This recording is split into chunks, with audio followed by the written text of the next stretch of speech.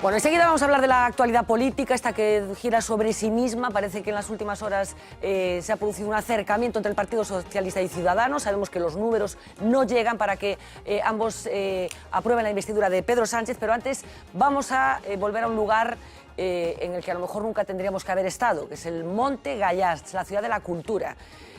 Esta sí.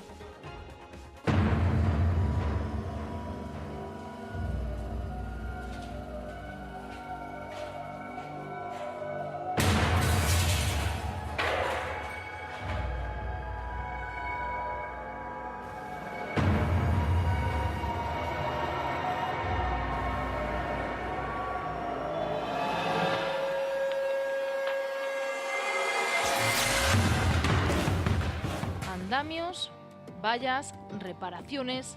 El complejo que se nos vendió como un hito de la arquitectura es un hito de las obras. Esta es la imagen oficial que figura en la web de la Biblioteca del Gallás. Y esta, la estampa real a día de hoy. Paredes desmontadas, esqueletos a la vista y las losetas laterales en el suelo. Son solo algunas de las 70.000 piedras que se revisarán, casi todas las del complejo, a excepción de las 15.000 losetas del centro de emprendimiento. Todo para colocar estas grapas. 4 en cada losa refuerzan la estructura e impiden que se caiga. Empezaron sustituyendo 62 piezas con riesgo de desprenderse y ha derivado en un ingente trabajo. La Xunta solo habla de revisar, aunque a pie de obra se comenta que se moverán miles.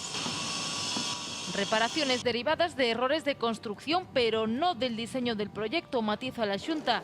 El Gobierno no costeará estos trabajos que corren a cuenta de las empresas. Nos atopamos como consecuencia dunha execución deficiente da obra e, por suposto, eso non lle pode costar á Administración Pública.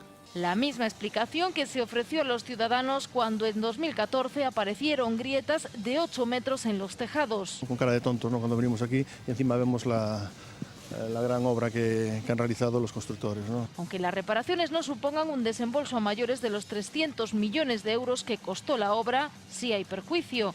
Los andamios se quedan al menos hasta finales de verano. Los andamios o su estructura o su falta de finalización. Con tanta obra no es de extrañar que por aquí se vea a más operarios que a visitantes.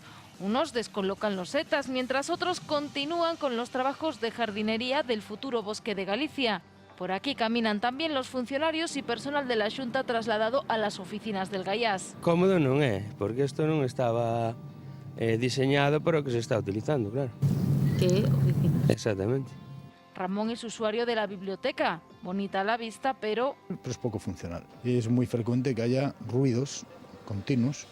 y en medio de la grabación se nos acerca este hombre. Está perdido. Uno da vueltas a los edificios y no hay nada que indique que hay una puerta de acceso a algún sitio. A la hora de la visita guiada, además de los trabajadores, solo se ve a unos adolescentes saltando por encima de las piedras de la polémica. Cuarcita en parte proveniente de la cantera de Muras y en parte importada de Brasil. En 2010 escandalizó el precio por metro cuadrado, más de 120 euros. 6 años después es la colocación del material elegido por Eisman lo que indigna a los contribuyentes. Bueno, Gonzalo, empiezo por ti, seguimos por aquí. ¿Qué simboliza esto? Esto que vuelve a pasar no Gallás? Bueno, hai dos exemplos que temos dos anos da burbulla, que ademais no caso do Gallás alcanza unha expresión particularmente profunda, porque o que se construiu no Gallás foi unha escultura directamente. Hai lugares donde cando se construyen este tipo de edificios con una componente arquitectónica, una componente escultural muy acusada, cumplen algún tipo de función. Pero en este caso alguén decía, esto no casa ca función para o que foi construído, e que non foi construído para ninguna función en particular. É unha escultura xigante, un reino de pladur por dentro que non é capaz de cumplir alguna función.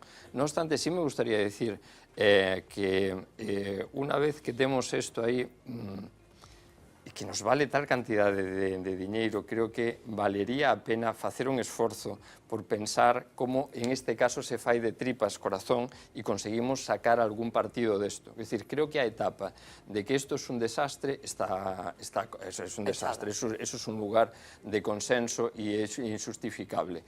Pero ahora habería que pensar que facemos con isto e si ten alguna utilidade. Non quanto nos costou. Alguna idea? Sí, eu creo que hai un papel que é importante para o Gallás e que é ser un espacio de conexión entre a cultura galega, española e iberoamericana. Unha das cousas que se fai no Gallás, a veces hai iniciativas que están moi ben, por exemplo, o programa Nexos a mí me parece absolutamente fantástico, pero en cambio o Nexos non está online ou non se pode seguir. Entón, tú fas un programa en que fas a mesma altura a persoa e a un autor galego, e ese diálogo a mí me parece un diálogo se podría facer sino Gallás, O sea, bueno, estás buscando, igualmente estamos buscando que meter aí, igualmente. Sí, se podría facer sino Gallás, pero ese espacio de diálogo e de poñer a cultura galega en diálogo con outras, eu creo que se pode facer aí. Xosé Luis. Bueno, vamos a ver, hai varias cousas que digo, casi todas con enunciados. En primer lugar, hai o papanatismo dun país que chegou a creer que esa era unha obra arquitectónica de valor universal e mundial. Eu, gracias a Deus, teño escrito en algún artículo de hai 15 anos que non resistiría al paso del tiempo y que desde el punto de vista de la belleza era bastante próxima a cero, ¿no? Hoy cuando pasas, por ejemplo, por la avenida de Lugo y ves aquello allí, es un absurdo arquitectónico. Cuando entras por dentro y no hay ninguna manera de utilizar aquello para nada fino, pues evidentemente es un absurdo, ¿no? Yo recuerdo un profesor de arte que tuve cuando estudiaba filosofía, que siempre nos decía una cosa: cuando vayáis a ver un gran monumento, especialmente a aquellos que os han hablado mucho de ellos y tenéis que vais a verlos porque necesitáis personalmente verlo, pues lo primero que tenéis que hacer es distinguir inmediatamente si llama la atención por grande o por hermoso. Si la llama por grande ya podéis dar la vuelta y marchar, porque no es eso el arte, ¿no? Y esta es una desmesura extraordinaria a todos los efectos. Pero yo creo que aquí hay una cosa especialmente importante, que es el hecho de que este es un caso de pésima construcción y esto tiene que tener responsabilidades. Bueno, Feijóo decía en el vídeo que la Xunta no va a asumir ese coste, que Sí, está a ver, dentro de... Pero yo creo que hay más que eso, y entre otras cosas, ahora mismo cuando un alcalde puede estar inhabilitado por una dieta, esta obra, a pesar de la comisión del Parlamento y a pesar de que se le dio cuenta al fiscal, no se investigó nada. No puede ser, ¿verdad? A ver, lo que me cabrea a mí de la lucha contra la corrupción es eso, que andamos buscando la botella de vino... ¿Tú crees que aquí ha habido corrupción también? Hombre, por favor. Ah, no, yo pregunto, que es mi obligación. No, Perdona yo dije, hombre, por favor, no dije más que eso. Nadie podrá decir que yo he dicho más que eso. Me estás pareciendo mucho a Jorge Fernández. Hombre, por favor. Me estás pareciendo Jorge Fernández. Usos, yo solo le veo uno, que a mí me parece además muy necesario para Santiago y que creo que daría un gran resultado. En Santiago hay un montón de peregrinos que son de paso, que vienen a la catedral, comen un bocadillo y se van a las Rías Baixas. Y yo propongo que se lleve un hueso del apóstol al Gallás, se lleve un botafumeiro que están vendiendo en la Rúa del Villar allí en una platería y que no hay quien lo compre, y que los peregrinos que solo vengan a eso, en vez de masificar la catedral, que es una hermosura de casi 900 años de vida, ¿verdad?, pues también de un tamaño importante. Que vayan allí, ganen el jubileo, le pongan el botafumeiro y que sigan para Abichona Ali de Portonovo. Y yo creo que esto es el uso mejor, porque es un edificio que solo vale para ser una cosa sagrada, ¿verdad? Yo se lo dije un día a Arzayus, le dije, vosotros que tenéis una catedral, es muy hermosa la catedral de Bilbao, pero le dije, es así pequeña y no compite, ¿verdad? ¿Por qué no lleváis allí la catedral que al Guggenheim? Porque es un edificio tan singular, por cierto, mucho menos desmesurado que este. De tamaño, sí. Y mucho más hermoso, ¿no? Y él me dijo, pues andará el tiempo, ¿verdad? Se andará el tiempo. A ver, Roberto, ¿cómo lo ves tú? Os pido brevedad, que quiero abordar algo de la política española. Sí. Bueno, yo creo que es un ejemplo, y no se ha señalado, hemos hablado de los defectos, no, yo creo que es un ejemplo de megalomanía política absoluta, de cobardía, de falta de coraje político, porque esto pasó por varios gobiernos y nadie lo paró, es decir, el responsable directo es Fraga, que es quien lo empieza, como es obvio, pero esto se pudo haber parado a tiempo y no se paró. Es un ejemplo de la megalomanía arquitectónica, es decir, de la megalomanía de algunos arquitectos que creen que son capaces de hacer cosas geniales, aunque luego sean incapaces de hacerlas bien, ¿no? Hay mucha arquitectura, diríamos, de esta arquitectura que no sirve absolutamente para nada, nada más que para que los arquitectos salgan en los libros de arquitectura, que no tiene nada que ver con los buenos arquitectos, porque los grandes arquitectos, yo admiro mucho la arquitectura y me gusta mucho además, es una de mis grandes aficiones, aunque no sé nada de arquitectura como profesional, como es obvio, pero creo que es un ejemplo de megalomanía. Un discurso muy revisado ahora, recuerdo hace pocas semanas una entrevista con Manolo Gallego que ponía las cosas muy en su sitio. Claro, es que es una cosa alucinante. Y luego hay una cosa que yo quería señalar que me parece importante. El problema de darle uso al edificio es que el edificio no sirve para nada. Es verdad, es un edificio que no sirve para nada, porque cuando se construyó esa biblioteca, solo quien no sabe lo que es una biblioteca puede pensar que eso puede ser una biblioteca. En las bibliotecas no se ven los libros. O sea, en las grandes bibliotecas del mundo, en la Biblioteca Nacional de Francia, en la Biblioteca del Congreso de Estados Unidos, en las grandes bibliotecas los libros no están a la vista, los libros están en depósitos, y uno los pide y tardan un tiempo. Es decir, en las bibliotecas infantiles, en las bibliotecas de barrio están los libros allí en estantes, en fin, es una cosa bochornosa, que abochorna. O sea, ver aquello y decir que eso es una biblioteca es una cosa que es, que abochorna por el desconocimiento, por la incuria absoluta. Es una vergüenza para el país. Es un edificio que es una vergüenza para Galicia. Vamos a ver, retomando lo que dijo José Luis del absurdo y retomando lo que dice Roberto de que el edificio no sirve para nada, yo hace tiempo, o sea, porque no está diseñado para nada. Y no sirve para nada. Tiene una cualidad que no habéis dicho, esta extra radio de la ciudad. Sí, claro, es dificilísimo de usar incluso para la ciudad. Ya, pero yo propongo una cosa, ya la propuse en su momento. Yo creo que lo mejor, lo que nos sale más económico es cerrarlo y olvidarnos del Gallas. Porque es que vamos a estar siempre, o sea, no somos incapaces de darle utilidad, porque todo lo que estamos diciendo de darle utilidad son unas creaciones Tiene una mentales. entrevista al responsable de mantenimiento del Gallas, claro, para saber lo que tiene que hay que luchar a diario. Un dinero que no tenemos en el Gallas. Y sabíamos que no servía para nada. Ahora sabemos además que está mal. Bueno, dejad un momentito. Hay una falta de humildad en todo el discurso que se ha hecho sobre el Gallas, que a mí además me pone especialmente nervioso. Y yo soy un santiagués de adopción. Soy estradense de nacimiento hasta ahí. ¿Eres de la Estrada, tú?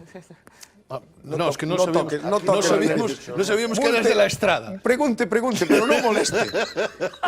Pregunte, pero no moleste. De verdad, eres de la Estrada. De la Estrada, provincia de Pontevedra. Es también desproporcionado para la ciudad. Es decir, es una cosa, todo ese discurso de tenemos que ser la convergencia de las narices. Somos la convergencia de nada. O sea, somos una pequeña ciudad en un país relativamente periférico, y no vamos a ser la... Cuando dices que esto es como, podría ser como el Guggenheim de Nueva York. Mire, es que el Guggenheim de Nueva York es el Guggenheim porque está en Nueva York. Si no estuviera en Nueva York no sería el Guggenheim de Nueva York. Y sacado de allí no sería el Guggenheim de Nueva York, sería había otra un discurso cosa. que tenía que ver con el de Bilbao, que era el proceso de recuperación de toda la ría. Pero eso es otra cosa completamente distinta, aparte de que el edificio es un edificio de una hermosura apabullante. El Guggenheim es un edificio de una hermosura... Roberto, perdona. No tiene esta desmesura. No tiene esta desmesura, es mucho más pequeño. Dijo que podía ser el Guggenheim y tal. Fraga lo definió perfectamente, dijo que era su sueño. Es decir, esto es un sueño. El Gallas algo tiene que los sueños de la razón producen monstruos. El Gallas despierta pasiones. Hablabas de la provincia de Pontevedra. Ayer en la capital de esta provincia, en la ciudad de Pontevedra, tenía lugar un pleno en el que se declaraba persona non grata al actual presidente del gobierno. No es la primera vez que esto sucedía, hay precedentes. El anterior presidente del gobierno, Zapatero, fue declarado de la misma manera en Fene, y Joaquín Almunia, cuando era comisario de la Unión Europea, también fue declarado persona non grata por el Ayuntamiento de Vigo en un pleno que celebró en su momento la corporación. Hoy se han producido reacciones y vamos a recuperar también cómo interpretaba este acto ayer por la noche Mariano Rajoy en una televisión. Soy la primera persona en la historia declarada persona non grata en Pontevedra. Nunca en Pontevedra se había declarado a nadie persona non grata. Y entonces podía decir, bueno, me importa un bledo lo que digan estos señores, que son unos radicales tal, pero no, no sé si dolor, pero no me gustó. Sí creo que el alcalde no debiera haberlo hecho. Bueno, los del PSOE, mareas, tal, pues ya... Pero bueno, el alcalde ha tenido muchos votos, nos ha ganado las últimas elecciones municipales, ha tenido votos de gente que estoy seguro que han votado al Partido Popular en otras elecciones, y estoy seguro de que no se lo cree. Y creo que no debería haberlo hecho. No sé si con eso gana algo. Sinceramente, creo que no. Comprendo perfectamente que moleste al presidente que lo declaren persona non grata en su ciudad, porque, en fin, no es un plato de gusto, ni para mí lo fue, obviamente, ¿no? Pero creemos que está plenamente justificado. Que no lo tome a nivel personal es un tema que tocó hondamente, ¿no?, el sentimiento de los pontevedreses. Yo lamento este espectáculo carnavalesco que se propiciou no Concello de Pontevedra. E onte o que podemos ver pois, é unha mostra de sectarismo e de revanchismo que nos pode esperar si prosperan determinadas combinacións políticas nas distintas institucións ou no goberno central. Sin dúbida é un acto de vileza e de falta de elegancia política máximo. Nos, dende logo, nos sentimos orgullosos de que o presidente Rajoy sexa de Pontevedra e sexa galego. Bueno, palabras duras por parte de Alberto Núñez Feijóo. Xosé Luis, ¿por qué crees que ha sentado tan mal este acto de Pontevedra de ayer y no se produjo la misma reacción cuando esa declaración afectó al anterior presidente del gobierno? Porque, vamos a ver, hay una cosa, claro, no es lo mismo que te declaren persona non grata en Nueva York que te declaren en tu ciudad. A mí, o sea, aquí lo grave es que haya sido en Pontevedra. A mí si me declarasen persona non grata en Pontevedra, pues seguramente no me hubiese importado mucho. Pero si me declaran persona non grata en Forcarei, me habría dolido en el alma, evidentemente, ¿no? Y por tanto es la primera vez que se toma una decisión de este tipo con esa saña personal, que por mucho que diga el alcalde, solo se puede interpretar personalmente, ¿no? Y por tanto yo creo que se explica perfectamente que Mariano, que no se alporiza por cualquier cosa, que haya dicho que eso le ha dolido. Yo en el artículo del lunes hice por primera vez una afirmación que va más allá de la que hice siempre, que estas declaraciones son una chuminada integral, ¿verdad? Yo creo que son ilegales, flagrantemente ilegales, y que no se debía de tolerar semejante cosa. ¿Por qué? Porque eso afecta a un ciudadano que la Constitución dice que tiene derecho a su imagen, tiene derecho a su posición en la propia sociedad y en la propia ciudad. Una cosa, si esto se pudiese declarar y tuviese algún sentido, que yo creo que no lo tiene, solo lo podría hacer un juez, porque afecta a la intimidad y a la imagen de las personas, y no puede venir cualquiera y expropiarlo, porque es como si te declaran feo o si te declaran gordo. A algunos no hace falta que nos declaren, pero claro... Te refieres a lo de gordo, no a lo de feo. Pero no, ya.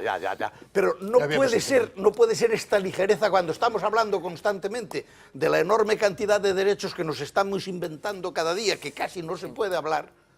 Bueno, después llega una corporación y dice usted... ¿Tú crees que aquí el hecho diferencial es que haya sido en su ciudad? Porque yo decía esa lista, pero se me olvidaba que hay una consellera, ex consellera de Alberto Núñez Feijóo, Rocío Mosquera, que fue declarada persona non grata por la Diputación y por el Ayuntamiento de Lugo.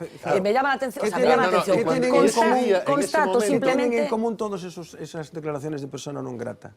Tienen una cosa en común, que es, desde mi punto de vista, lo más relevante. Esto, yo lo cuento mañana, modestamente, esto en el periódico.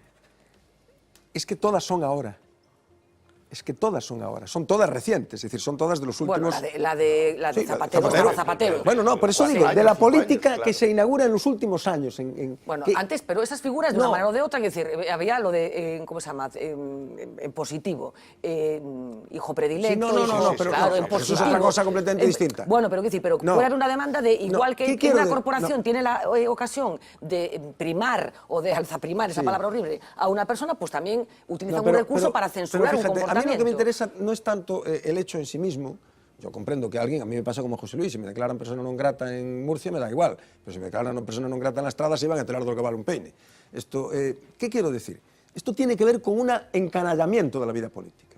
En los últimos años, claramente, tiene que ver con un encanallamiento de la vida política, porque, y lo cuento mañana, Felipe González adopta decisiones políticas perfectamente definibles en territorios definibles, la reconversión industrial, la reconversión en la minería, la reconversión en los astilleros, que afectan a ciudades con nombres, vamos, perfectamente definibles. Cádiz, Ferrol, la cuenca, y a nadie se le ocurre, a nadie se le pasa por la cabeza, lo he puesto en Google, Felipe González, persona non grata. Bien, los únicos que declaran a Felipe González persona non grata son el gobierno de Maduro en Venezuela. No se le ocurre a nadie declarar a Felipe González persona non grata, porque no está en el ambiente, porque el ambiente es un ambiente de una cierta cordialidad política, de una falta de encanallamiento. Insisto, la reacción que se ha producido tras el pleno de ayer no se produjo con las anteriores declaraciones... Bueno, hombre, pero yo creo que eso tiene que ver también con el hecho de que no es lo mismo que te declaren persona non grata en FENI, con todos los respetos, que te declaren persona non grata para que una en tu consellera ciudad. la declare un persona non grata en una ciudad... Pero en esta mesa se dijo, en esta mesa... nacionales... Sí, pero una consellera no es el presidente del gobierno. Vamos a ser consecuentes. Os pido que todo esto lo despachemos en 3 minutos. No, pero yo no. Vamos a ver, vamos a ser consecuentes. En esta mesa se dijo en una ocasión, cuando yo dije lo de la consellera Lugo, se dijo que era una chorrada absoluta declarar a una persona non grata.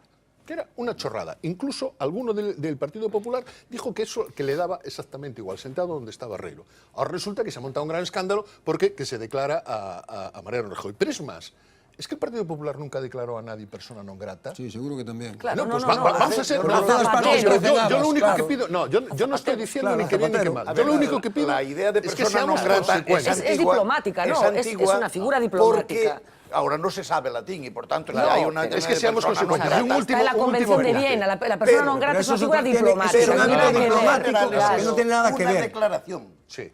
Es una declaración, es como decir...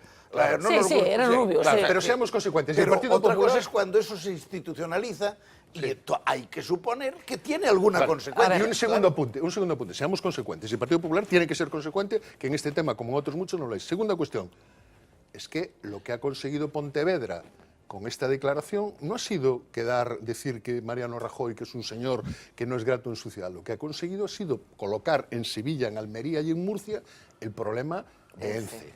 O sea, eso es lo que han conseguido. No estoy muy seguro de eso. Yo sí que estoy Gonzalo, no estoy muy seguro de eso. Si por ves favor, las informaciones periodísticas... Por favor, a ver, Gonzalo. Perdón. Me estaba lembrando ahora de un recordo anterior ao 23F que Sigardo, que foi o día que se votou a Constitución. Eu era máis novo todavía. E ese día notei unha sensación, un ambiente como de festa. Eu tiña a sensación de festa. O único que me desacogou ese día é que non acabía de topar a orquesta por ningún lado. Pero a xente se vestiu ben, estaba contente, iba para fora, eu non acababa de topar a orquesta e quedei preocupado con eso. E reflexaba o estado de esperanza que tiña a sociedade. E eu creo que, por exemplo, nos anos 80 non se declaraban personas non grata porque estábamos todavía en esa época de inocencia e de confianza nas institucións. E ora chegamos ao punto contrario, ao punto de peche de ese ciclo que ven da transición e que eu non me atrevo a xulgar o período da transición. O que sí me atrevo a decir é que en este momento hai un grado de desafección, non de encanallamento, eu non estou de acordo con ese término, pero sí que hai un grado de desafección por a política e sobre todo por determinado tipo de políticas que se manifestan, e a mí o de persona non grata, francamente, en este contexto xa me parece unha cuestión elegante para chamar a atención sobre un problema que é moito máis grave e que ten que ver con unha forma de facer política que aquí falamos varias veces con unha forma de facer política arbitraria, con unha forma de usar o público, estamos utilizando terreno público para intereses unha modificación da lei de costas para permitir ilexítimos e estamos facendo a mesma xogada que facemos nos últimos tempos continuamente e se deteñen 7.000 personas e falamos dos titiriteiros ou falamos da declaración de persona non grata, pero non falamos do sistema de financiamento dos partidos,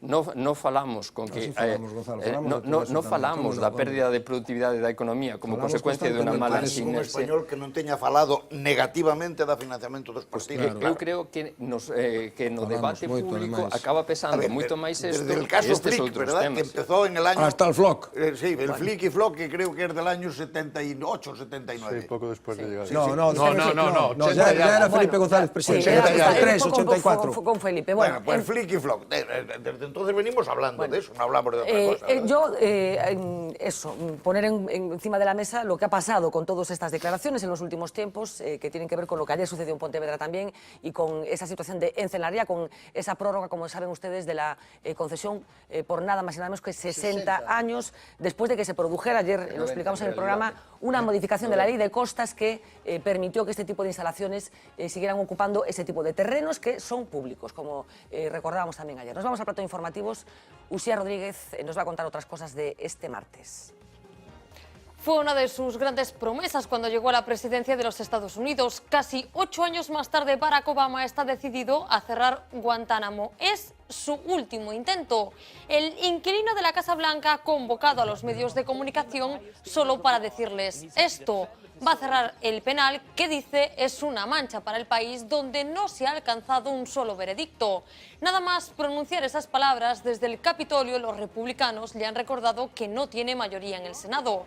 Queda poco para saber quién ganará este pulso final. El número de presos recluidos en la isla cubana ha descendido drásticamente con la presidencia de Obama, quedan 91. Según su plan, las arcas públicas de Estados Unidos se ahorrarían entre 65 y 85 millones de euros cada año. Y de otro tipo de millones de chocolatinas retiradas en 55 países, incluido España, hablamos ahora. Es la extrema medida que ha tomado Mars después de haber encontrado trozos de plástico en una de ellas. La multinacional estadounidense sacará del mercado algunas de sus barras más vendidas, las que tengan fecha de caducidad entre el 19 de junio de 2016 y el 8 de enero de 2017. La retirada comenzó en Alemania y ahora seguirá en Francia, Luxemburgo, Italia, España y Holanda. Y Hamburgo ha declarado la guerra a las cápsulas de café. La ciudad alemana ha prohibido este tipo de recipientes en los edificios administrados por el gobierno. La iniciativa, dicen, pretende mejorar el nivel de conservación del medio ambiente en la urbe, ya que este tipo de envases genera 3 gramos de residuos por cada 6 gramos de café.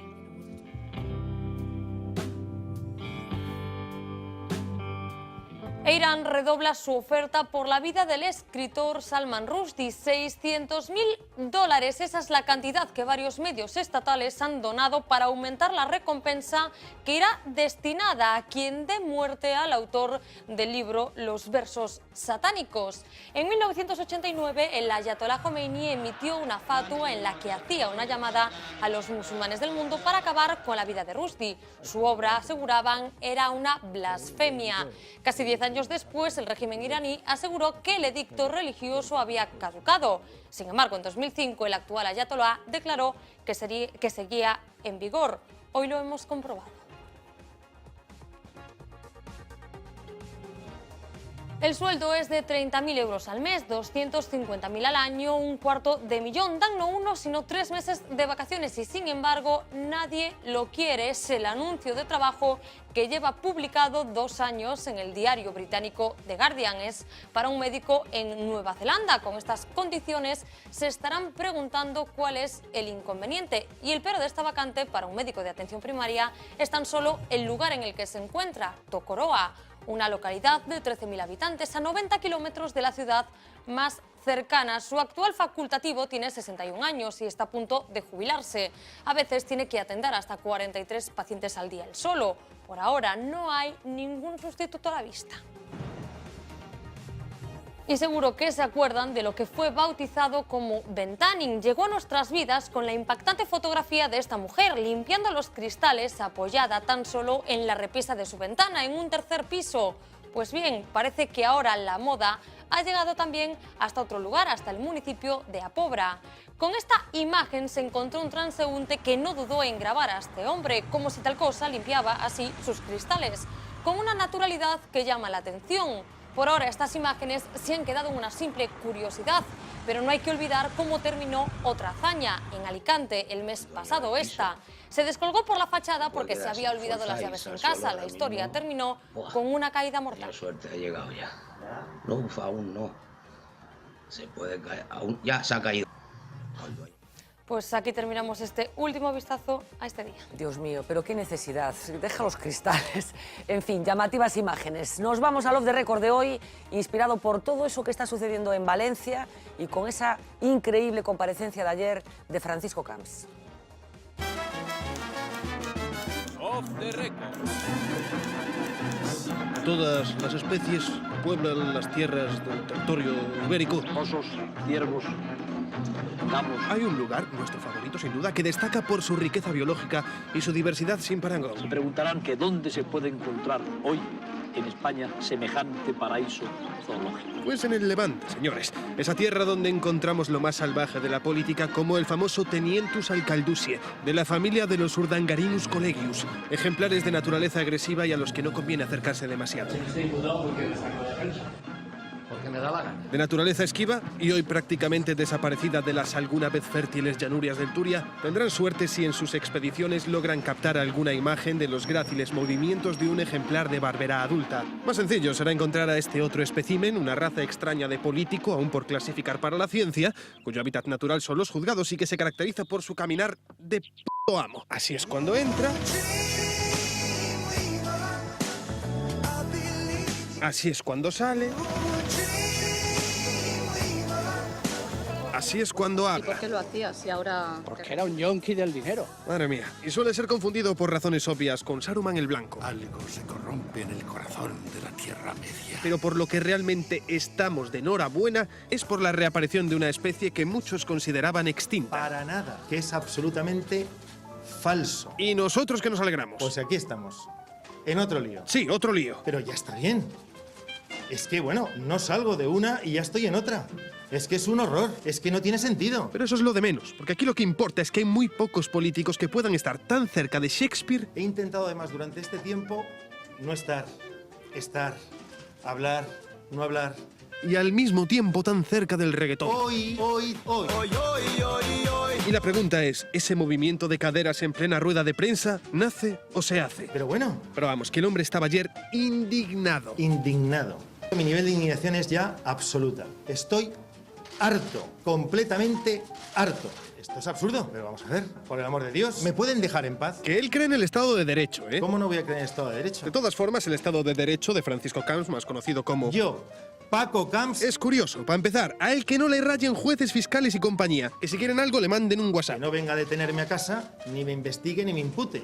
Que me llame si quiere y yo le explicaré lo que haga falta. Y segundo, ha sido el único presidente de la historia de Valencia y ya de paso de toda la democracia que ha sido elegido directamente por el pueblo, no como los losers que vinieron detrás. Por cierto, el último presidente que ha ganado por mayoría absoluta y que ha sido presidente elegido directamente por el pueblo. Porque de momento, desde mis últimas elecciones, nadie ha sido elegido por el pueblo. Sí por el Parlamento, pero no por el pueblo. En fin, para que en las noches españolas no dejen de escucharse las hermosas palabras de Camps. Off the record.